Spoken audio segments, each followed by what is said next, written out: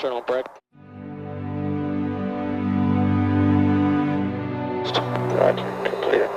Well, one thing that's pretty interesting about the B-52 is the B-52, the ones that we're flying today have been around, they were built in 1960. So if you look at the B-52 and how long it's been in service, it's one of the longest lasting airplanes in the U.S. inventory at this time.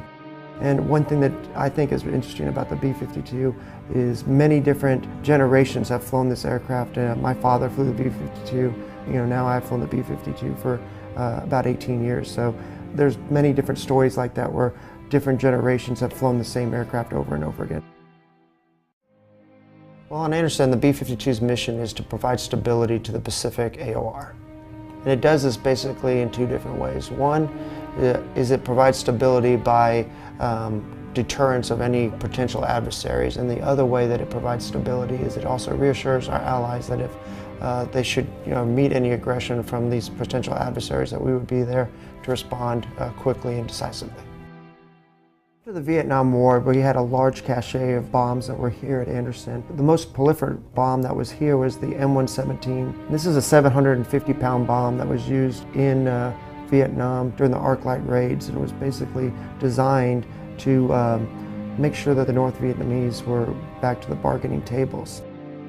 After the Vietnam War ended, those weapons were still here, and they're 1970s type weapon.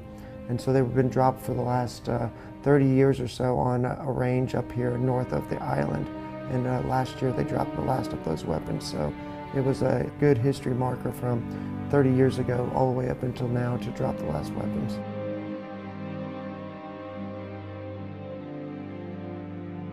The ones we employ today, the H models, were built in the 60s. So the strength of the B-52 is not really in the platform itself, but it's in the airmen. It takes several hours of ground operations for every hour that it flies in the air.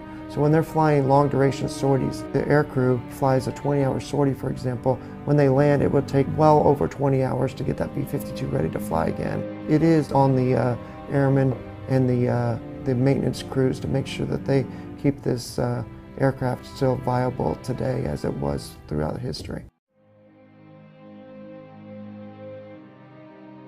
Being a maintainer on the B-52 has given me a true sense of pride, not only from the various missions or exercises that we have conducted, the rich history that the B-52 possesses, but having the ability to meet aircrew and ground crew that worked on the B-52 from the 60s and 70s. The B-52 has definitely left a historical mark here on Andersen.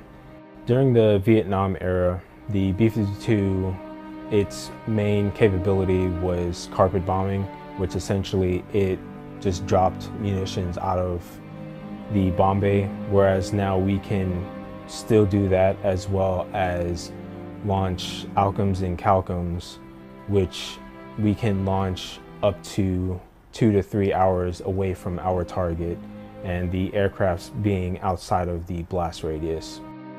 My best experience here on Andersen has definitely been the camaraderie between aircrew and ground crew, creating that bond and creating that trust where ground crew does their job and aircrew trusts us that we did our job properly so that they can conduct their missions effectively. The B-52 has definitely paid its dues here at Andersen, and it's going to be sorely missed, but we're looking forward to a new era of bringing in the B-1 and a different airframe to make history here at Andersen with the B-1s.